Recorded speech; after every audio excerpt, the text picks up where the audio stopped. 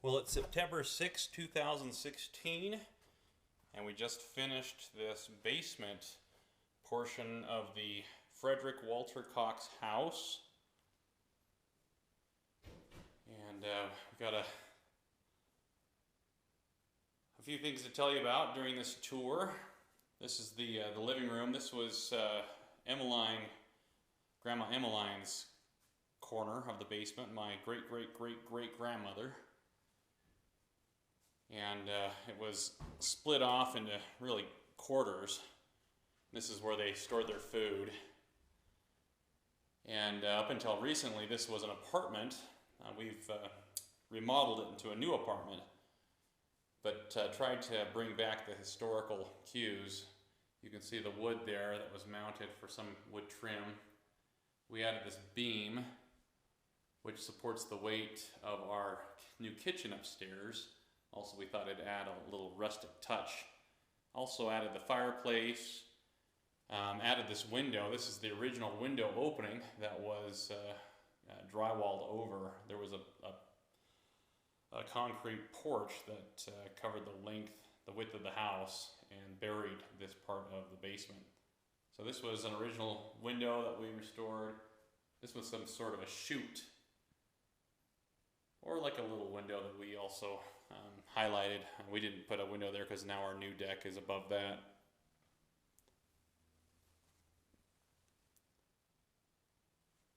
This window opens out to provide some egress, and we added these little cabinets. This is the water main from the street.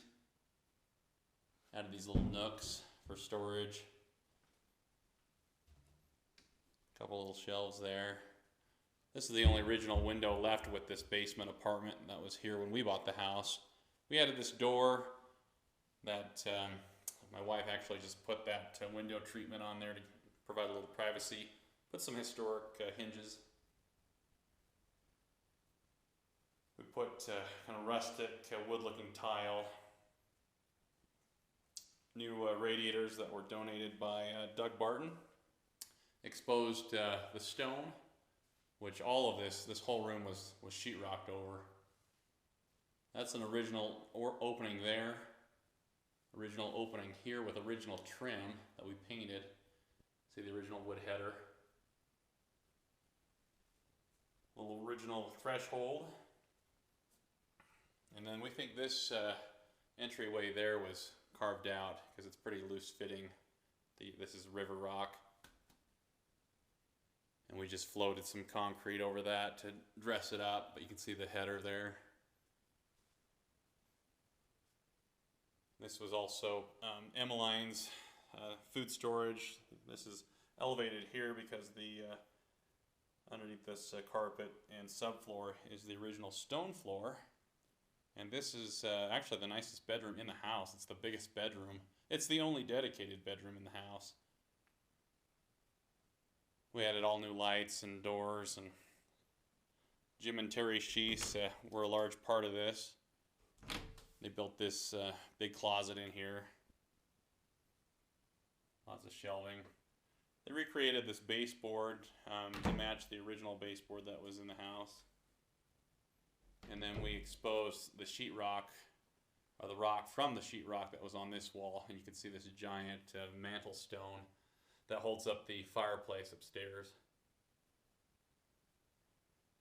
Like the other windows in this basement, this was also walled off, plugged up. This was a small opening, half of that length, and we actually cut the stone down to provide a little bit bigger window. But this also was buried under a giant porch, concrete porch that we cut out to put our historic wooden porch. And this is original trim that we repurposed. All radiant heating through the basement.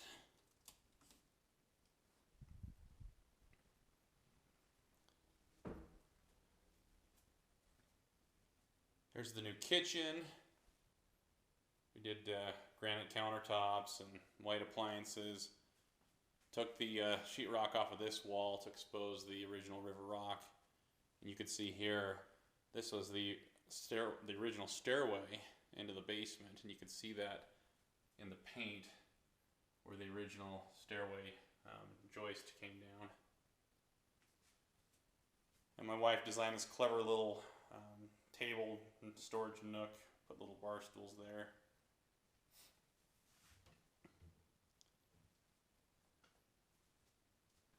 And we repurposed this old window to provide some natural light here.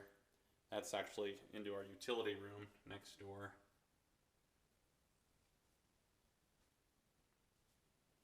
But originally, this basement apartment had a kitchen that ended about the end of that stove there. And that door opening was in the utility room, and we decided to push the wall northward to make this longer and more useful. It was really cramped and small in here originally when we bought the house, and I think it turned out quite nice. This is original paint. That's an original fly. So we left that. We thought that was kind of cool. You can see the little hinges there, or the notches for the hinges.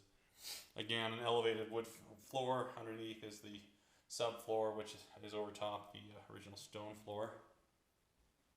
We just did a pine floor, as they use exclusively pine in this house. This came from Satterwhite. Put in a little closet over there, a little shelving system there. This room is really transformed. All of this was sheetrock. All the rock originally here was covered. This was sheetrock to this level here.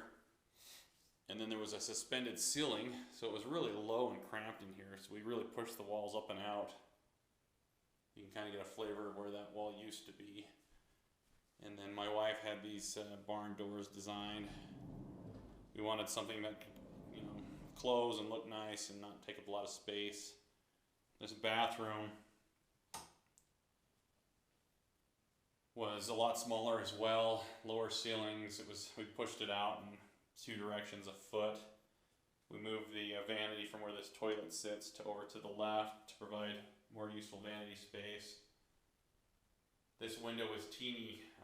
We dug the window out and exposed the original window opening, which is that size. And then we flared out that window trim to maximize the space. The Sheeses installed the tile, and Clint Cox installed all the plumbing. Andy Cox installed all the electrical. I think this turned out pretty nice.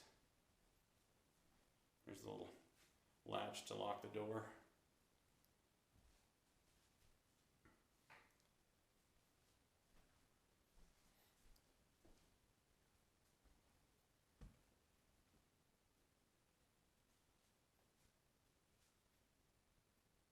These are just rough cut boards that was originally sheetrocked over, but we left it exposed. We thought that looked pretty cool. There's about a zillion wires and water tubes, all kinds of tubes going through this ceiling. It was really tough to push this up. Again, it was a suspended ceiling.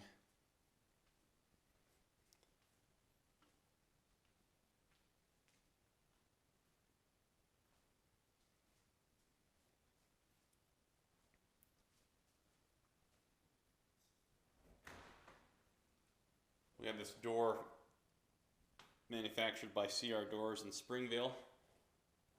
It's a solid poplar door, and we left it, we just treated it with polyurethane on the exterior to show that beautiful grain. And we put some of that flooring that we used in the bedroom up there. Need to have a little cover installed there. This wood log cabin looking stuff was installed by Gary Carlson a number of years ago. We thought it was kind of cool, kind of rustic, so we left it. Just grab my shoes. And then I redid these stairs. These were in really poor shape, being exposed to the elements and neglected over the last several decades. So I actually had to dig out a lot of the rotten stone and insert new stone. Luckily these big stones were intact, but a lot of these little stones down here were pretty trash, and then I had to redo the step right here. I just made it out of mortar mix with an extra heavy dosage of concrete. So hopefully that'll last a long time. And then Paul Hagemeister just laid new gravel. So we'll be able to clean this up out here. Next spring we're going to put in sod. And this is where we're at with the house. Hence the scaffolding. We've got that much left. We've repointed the whole home except that middle part now. And then I need to dress up that fascia up there. We just got new windows. Those ones recently inserted, new window trim, but they haven't been painted or mortared. If you can see up there, that top window, that one's all done.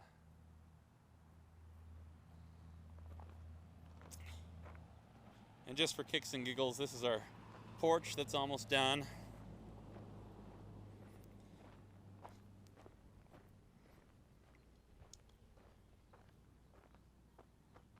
The Kimball brothers, Ben and Orson Kimball, were a large factor on a lot of the woodwork here at this house. We did a lot of the painting this actually yesterday, Labor Day. You can see the new windows. The center two are done. All the other ones still need paint and mortar.